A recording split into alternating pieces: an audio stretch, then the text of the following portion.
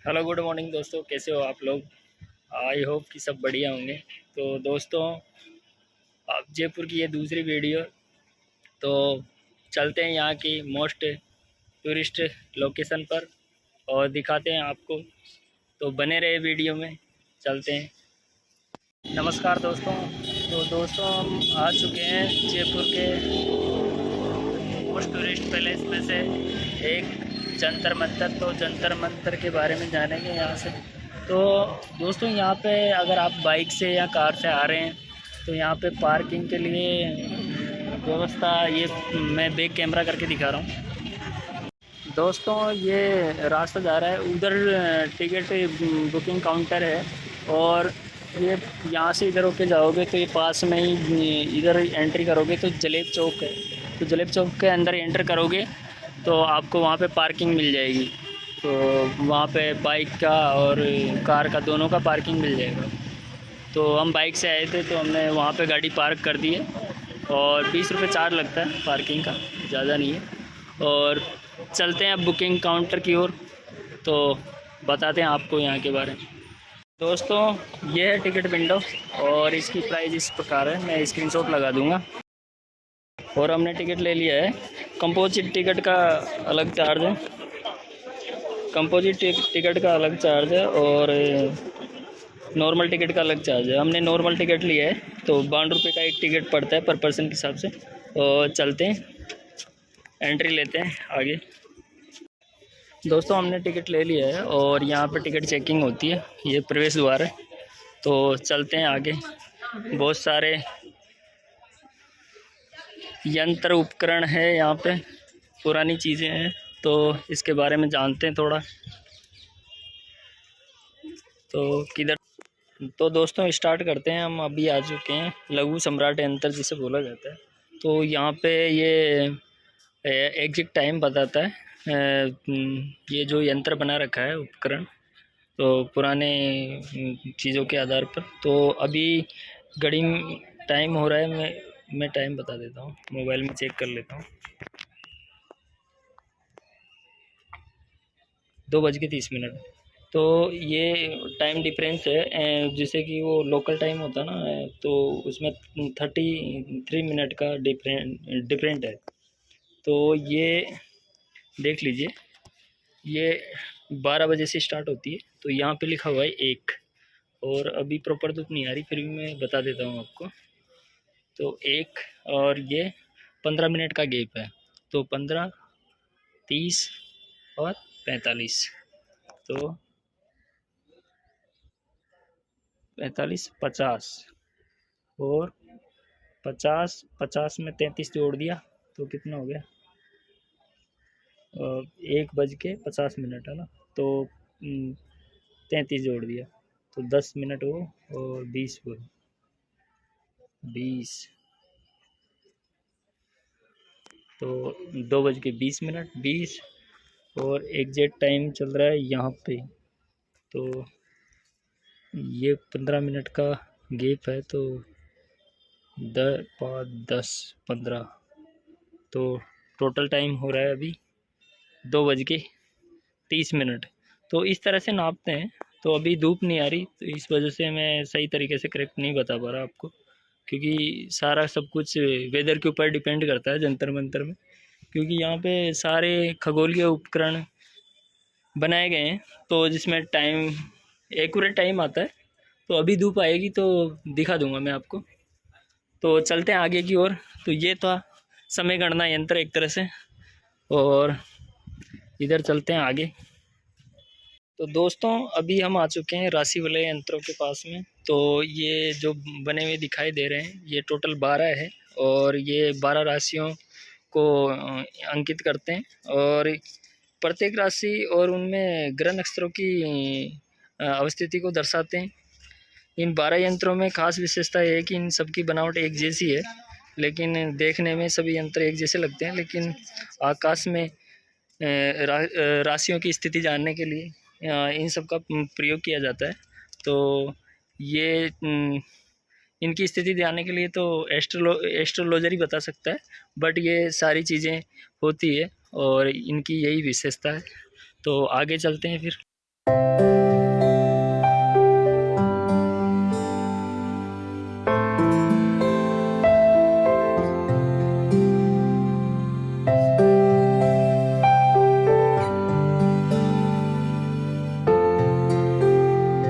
दोस्तों अभी हम आ चुके हैं सम्राट यंत्र के पास में। तो ये जंतर मंतर का सबसे विशाल यंत्र है और ये अपनी भव्यता और विशालता के कारण इसे सम्राट यंत्र भी बोला जाता है। और इसकी लगभग धरातल से ऊंचाई 90 फीट है और इसके ऊपर ही जो आप देख रहे हो छतरी भी बनी हुई है। तो ये यंत्र ग्रह नक्षत्रों की स्थिति और ये सारी चीज़ों को और समय को नापने के लिए ये इनका प्रयोग किया जाता था। तो यही इसकी विशेषता है, ये सबसे बड़ा है।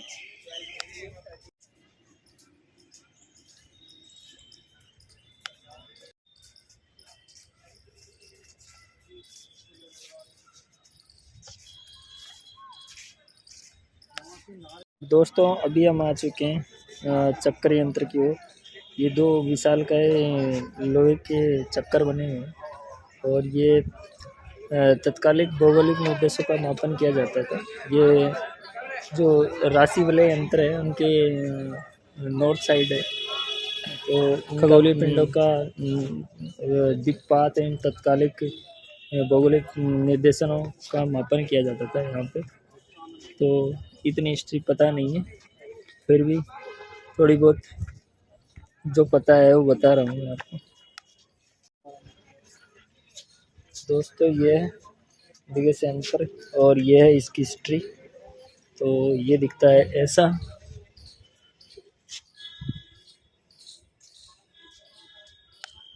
तरह से के द्वारा पिंडों के दिग्गज का ज्ञान किया जाता था। अब पता नहीं कैसे क्या करते थे, तो लेकिन ये ऐसा दिखता है। तो ऐसे बहुत सारे यंत्र बने हुए हैं यहाँ पे। तो आगे और भी दिखाता हूँ आपको।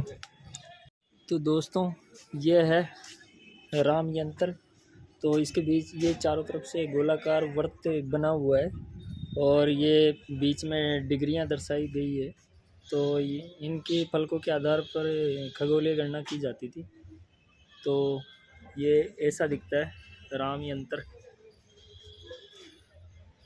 गोलाकार। और राम यंत्र की हिस्ट्री ये है, तो बाकी आप ये पढ़ सकते हो। तो इसके दो छोटे रूप भी बनाए गए। तो मैं ये है यहाँ पे। तो ये दोनों सेम काम के लिए उपयोग में लिए जाते थे, खगोलीय गणना के लिए। अब चलते हैं आगे की ओर। तो दोस्तों वापस इधर ये लघु सम्राट यंत्र के पास आ चुके हैं। तो आगे चलते हैं। तो ये दिशा यंत्र भी आ गया, नाड़ी वाले यंत्र। तो ये है इसकी हिस्ट्री, आप पढ़ सकते हैं। और तो ये दिखता है ऐसा। तो घड़ी के डायल की आकार की इसकी स्थिति, और ये दक्षिण दिशा की तरफ झुका हुआ है। और तो ये दक्षिण दिशा की तरफ झुका हुआ है, इसकी वजह से इसकी ये भूमध्य रेखा है के समांतर आ जाती है इसकी स्थिति।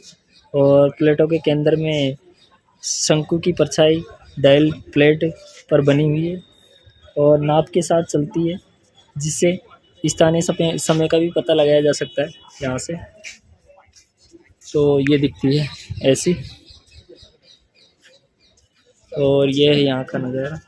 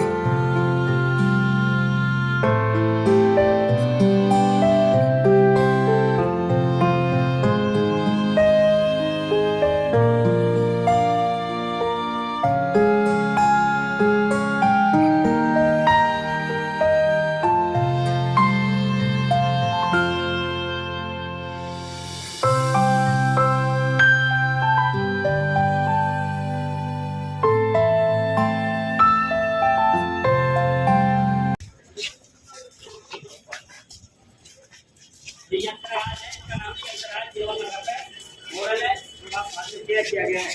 यहाँ पर 7 साल से मिलकर के बना हुआ है, कंप्लीट किया गया है। इसका मौसम के ऊपर कोई इफेक्ट नहीं होता है, जंग वगैरह नहीं लगता है। और इसका जो बीच में है जो होल है, इसका position of the Jaipur city, ये जयपुर शहर को इंडिकेट करता है।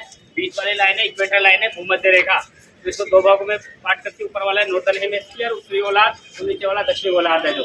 और इसके चारों तरफ क्या नाम से आपको देखिए छोटे छोटे अक्षरों के अंदर देवनागरी लिपि के अंदर 27 जो नक्षत्र है, प्लैनेट्स, उनके नाम लिखे गए हैं। रोहिणी, लुब्धक है, सप्तऋषि मंडल है, जब आप देख लो उनके नाम छोटे छोटे अक्षरों के अंदर। ये रात में वर्क करता है। रात में कैसे वर्क करता है, इसके अंदर जो होल है उसके अंदर टेलीस्कोप, दूर की वस्तु को देखते टेलीस्कोप करते थे, उसको थोड़ा टर्न करके और इसका जो प्लैनेट जो तारों का था उसकी लाइन में करते थे, उसका पोजिशन में फॉलो करते थे रात के समय में नाइट टाइम पे। आज की आप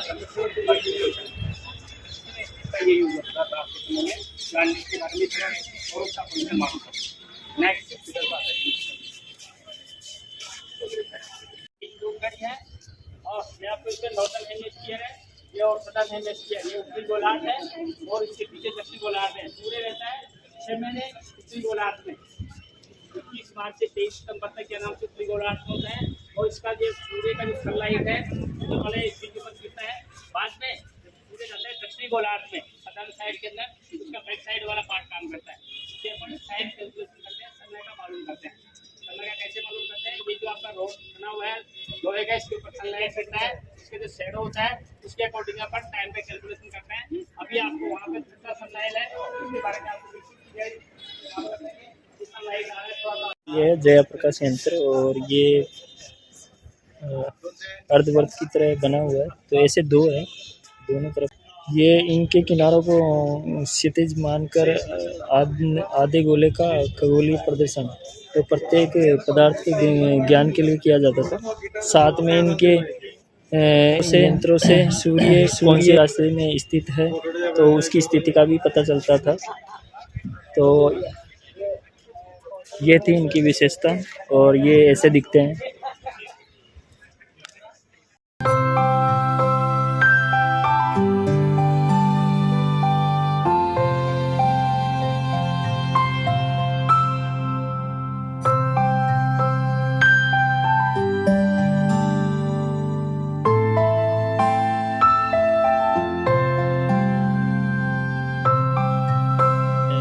वर्ल्ड हेरिटेज सूची में शामिल भी है और ये भारत में करीब 4-5 जगह बनाए गए हैं इनके ये जंतर मंतर।